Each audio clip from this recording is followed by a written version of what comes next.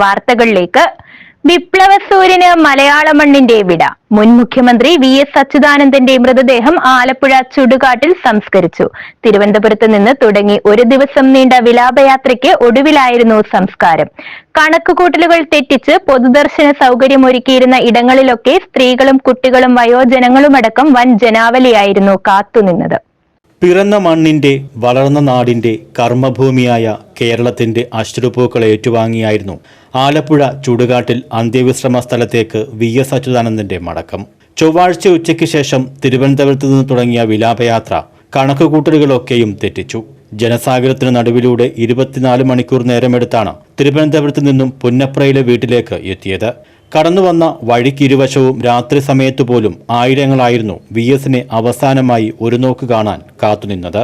വിലാപയാത്ര തുടങ്ങി ഒരു ദിവസം പിന്നിട്ട് പുന്നപ്രയിലെ വീട്ടിലേക്ക് VSന്റെ മൃതദേഹം എത്തിക്കുമ്പോഴും പതിനായിരങ്ങളാണ് അന്ത്യാഞ്ജലി അർപ്പിക്കാൻ ഒഴുകിയെത്തിയത്.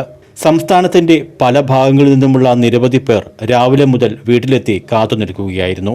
എല്ലാ വഴികളും VSലേക്ക് ഒഴുകിയെത്തുന്ന കാഴ്ചകളാണ് സംസ്കാരം വരെയുള്ള സമയമത്രയും കേരളം സാക്ഷ്യം വഹിച്ചത്.